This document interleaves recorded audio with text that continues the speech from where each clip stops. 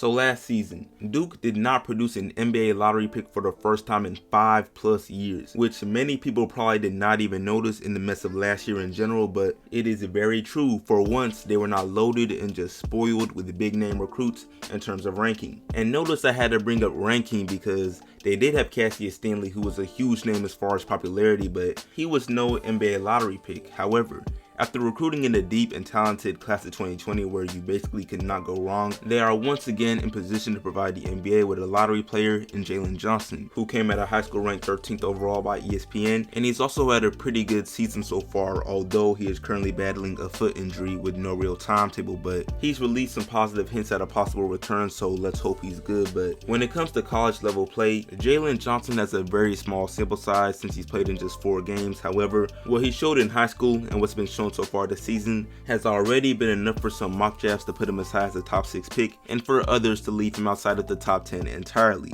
So yeah, in this video we're just going to look at Jalen Johnson overall as a player and try to determine if the man is the real deal or not as far as his ceiling as an NBA player. But before I go any further, what's good YouTube? Plug Speaks back with a vid. If you are new, first of all, welcome and subscribe. If you see the hype in Jalen and like this up and turn on notice, I upload 3 to 4 times a week and we steady growing in this grind of 5K by March, April, so I appreciate any support. Y'all keep me going, but back to the vid though. So like I mentioned earlier, Jalen Johnson came out of high school ranked 13 overall as a 5-star recruit. However, his rank is not really the best representation of him as a player because for one, rankings rarely are, and two, because some of his off-the-court issues besides COVID would limit his senior season to just 9 games. But in these 9 games, he put up very impressive numbers, averaging about 25 points, 11 rebounds, 5 assists, and 2 steals for Nicollet High School in Wisconsin.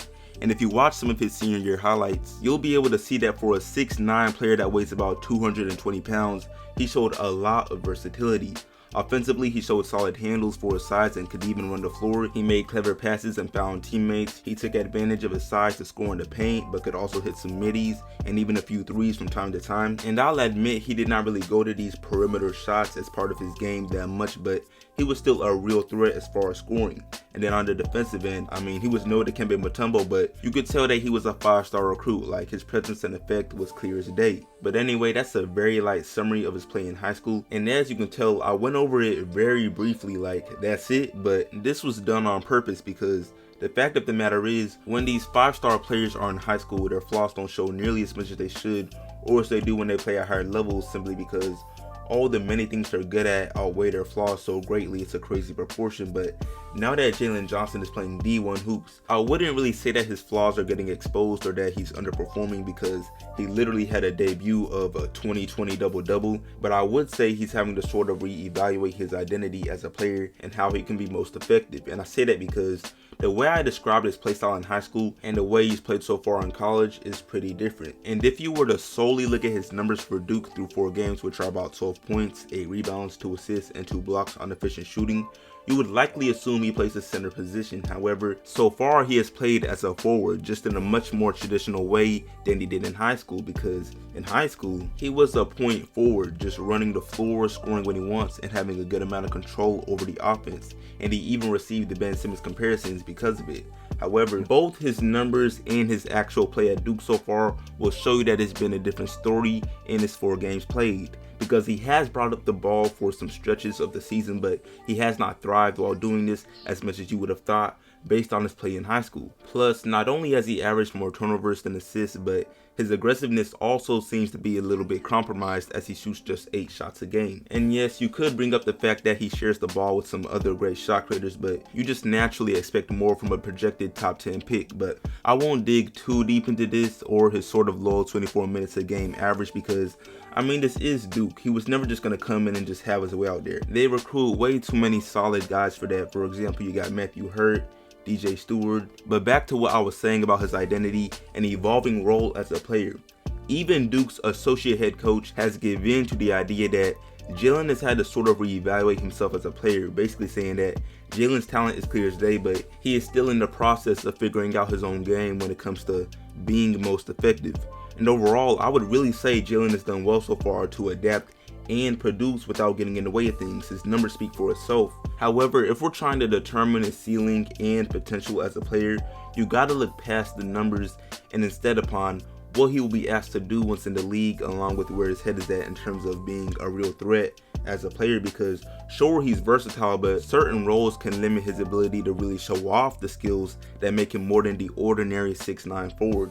And I feel as though his potential will really show once two specific things happen. And the first is for him to prove he can really run the floor as a point forward at the D1 level when given the responsibility, because if you watch some Duke games this year, it's clear Coach K is not too restricting.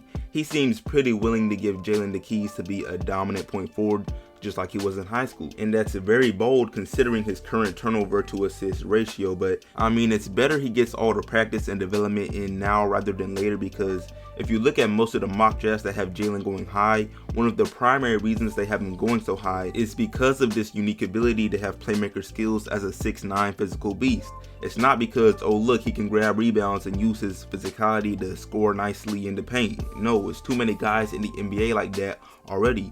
So that's the first and probably most important factor in his great potential. But on to the second one. Jalen's perimeter game has never been anything special and really doesn't need to become anything special, but it does need to become reliable, and he should take more of them. Now, he doesn't just shy away from these shots completely like Ben Simmons, but to really be that guy, that special 6'9" player in the league, I feel as though his jump shot will need to improve beyond its current level. And we've all probably heard the cliche phrase I'm about to refer to before. A player's free throw shooting is a nice indicator of their jump shooting ability, and through 4 games, Jalen shoots just 50% from the line, which is not what you want. But good for him, because I'm pretty sure he's actually in the works of getting a better jumper, and that is one of his main focuses, because before the season began, he mentioned Jason Tatum, another former Duke player, on Twitter, and basically just said that he's taking notes. And if you saw Jason Tatum play in college at all, then you already know that even back then, that man had a very smooth jumper. So for Jalen to imply that he's studying Tatum's play at Duke, I'm gonna just say that's a pretty good sign. We haven't really seen anything yet. He's only made 3 of 9 from deep so far, but like I said, it is a good sign. So yeah, those 2 factors of point guard skills at his size and having a possible jumper are what make his potential so high. And to be real, the only thing that needs to happen quickly is a better showing of his point forward skills, because you probably won't find a mock draft that actually praises him for his shooting ability, but they all seem to be looking forward to his Ben Simmons type point forward skills. So yeah. Anyway, I'm fixing to wrap this video up, but before I do, let me say that I do believe Jalen Johnson can be the real deal and reach his height, but whether or not he does, we'll just have to see. I mean, he did just turn 19 not too long ago, so obviously a very young player, and it's hard to go wrong when you're at least blessed with the physical traits that he has. So yeah, maybe he'll show off some nice flashes the rest of the season and be taken in the top 10, or he may fall out the top 10 entirely, but there's no doubt this man is taken in the first round, and whatever team gets him got a potential beast. But yeah, that pretty much wraps up this video. Let me know down below what you think about Jalen Johnson at Duke, and yeah, like this up, share it, sub if new, all of that. I'll see you on the next one, and I'm out.